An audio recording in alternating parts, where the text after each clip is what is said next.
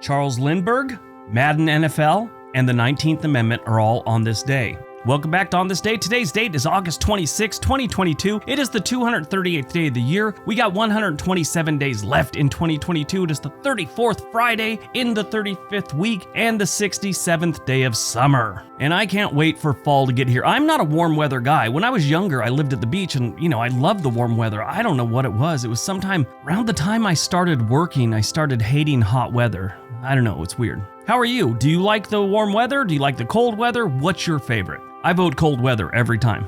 If today's your birthday, you're still a Virgo. Today is National Dog Day. National Dog Day on August 26 encourages dog ownership of all breeds except for the Chihuahua. Nobody likes the Chihuahua. They just get it because they feel sorry for it. I'm just kidding. I think it was the comedian Ron White said he likes the Chihuahua because it's a 20-pound dog in a 4-pound body. Only the eyeballs are full-sized. But it's got the fight of a pit bull. It's like it just doesn't have the equipment to be taken seriously. Anyway, while seeking a new companion, be sure to consider mutts, mixes, purebreds, and everything in between. Is there anything between those three? Whether mixed or purebred, embrace the opportunity of all dogs to live a happy, safe, abuse-free life. They all give us companionship. Doesn't matter what kind of dog they are. Additionally, they keep us safe and they aid those in need. Dogs do keep us healthy both physically and mentally.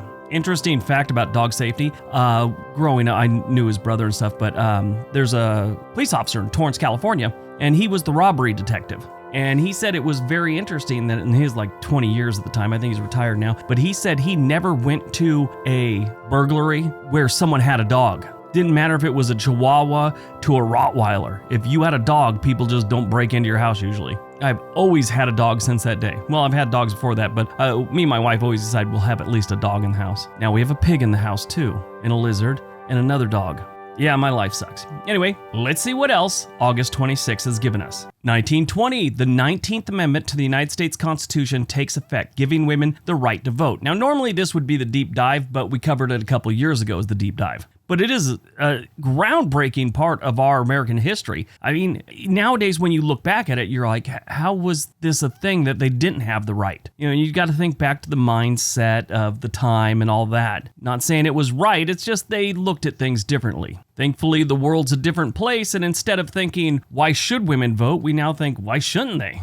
1940, World War II, Chad becomes the first French colony to join the Allies under the administration of Félix Hébeau, France's first black colonial governor. 1980, after John Burgess plants a bomb at Harvey's Resort Hotel in State Line, Nevada, the FBI inadvertently detonates the bomb during its disarming.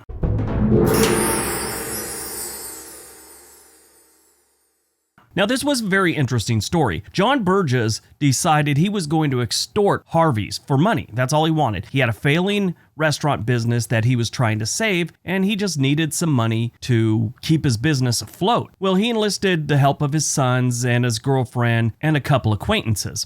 They built this bomb that was about the size of one of those good-sized printers you'd see in an office building that's on wheels and stuff like that. And it was a metal-encased bomb that they threw a IBM box over and took it into this hotel and acted like it was just a business machine delivery from IBM. No one stopped them. They took this thing up the elevator, took it to the administration area, dropped it off there, left the building, made the call that they wanted some money. The FBI says this was an incredible device. There was no way to disarm it. It had all these little switches on the front of them, numbered 1 through 15, and they were told that as soon as they were paid the money, they would give instructions on how to deactivate it by flipping these switches. Well, luckily they had enough time to get everyone out of the hotel. Other hotels weren't really close enough to Harvey's to be affected, so they really didn't bother evacuating any of the nearby hotels. This led to another problem. The casinos surrounding Harvey's started taking bets on what time the bomb would go off, if it would go off, or whatever. Well, it did go off. The FBI was trying to disarm it, and they placed a shaped charge. They figured they would blow the top off it where they thought the brain was, but by doing this, the bomb exploded. It did a lot of damage to the inside of the casino, but luckily, no one was killed. So now they have an exploded bomb, and they really don't know who did it at this point. I mean, they got a letter requesting the money and the extortion letter and all that, but they didn't know what was going on with it. And they didn't know who did it or anything like that. Well, one of John Burgess' sons told his girlfriend about it. A few months later, they broke up. There she was with her new boyfriend, and she happened to mention, yeah, I used to date this guy who helped his dad plan a bomb at Harvey's resort casino. Well, the new boyfriend thought to himself, I think there's a reward for information on this, so he called the FBI. John Burgess, his sons, his accomplices, Ella Joan Williams, Willis Brown, and Terry Lee Hall were all arrested.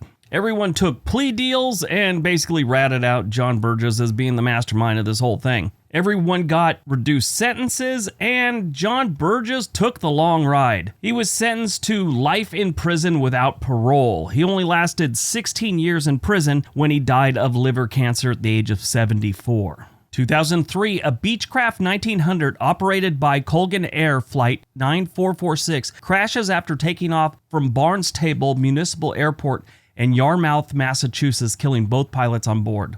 2015, 2 United States journalists are shot and killed by a disgruntled former coworker while conducting a live report in Virginia. I saw this. This was horrible. This pair was on a live feed for the morning news, and it was live on TV in Roanoke, Virginia, and a disgruntled employee that got fired 2 years to the day of the shooting tracked them down from the live feed and where they were going to be. And as soon as they started talking to their guest, he was standing there, he pulled out a gun and started shooting people. The guy was a total clown. He was fired from a previous newsroom for odd behaviors, they put it, and he bounced around the country at different places for short periods of time as a journalist. In 2012, they hired him at the Virginia station where he worked for less than a year when they dismissed him for volatile behavior. Staff in the newsroom said that they felt threatened by him. When they fired him, he wouldn't leave. The police not only had to be called, but they had to physically lift him up out of his chair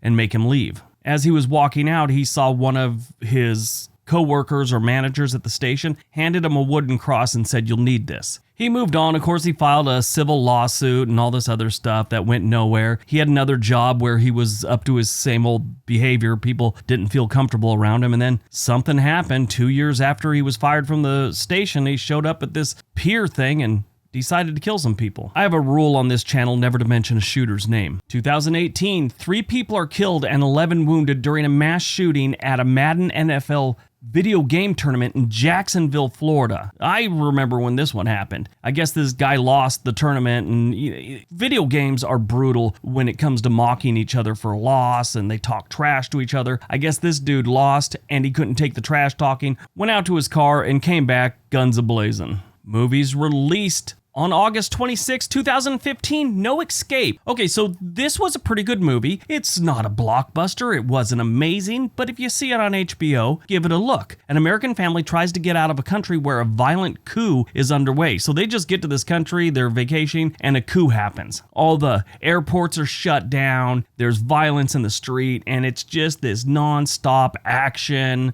dramatic, scary, that jump type scare thing. A lot of that happens in this movie. If you got a weak heart, don't watch it. It starred Owen Wilson, Pierce Brosnan, Sterling Jurgens, I don't know who that is, and Lake Bell. Born on August 26, 1935, Geraldine Ferraro, Democratic Party politician who became the first female vice presidential candidate representing a major American political party in 1984. This was groundbreaking at the time. We had other females that were running for president or vice president way back, the 1800s, 1900s, whatever. But they were always in some minor political party that really had no chance. She was the first one for a major political party. Kind of amazing. She served as the United States Ambassador to the United Nations Commission on Human Rights from 1993 to 1996. She was unsatisfied teaching in public schools, so she decided to attend law school, which she did at Fordham University School of Law in 1960.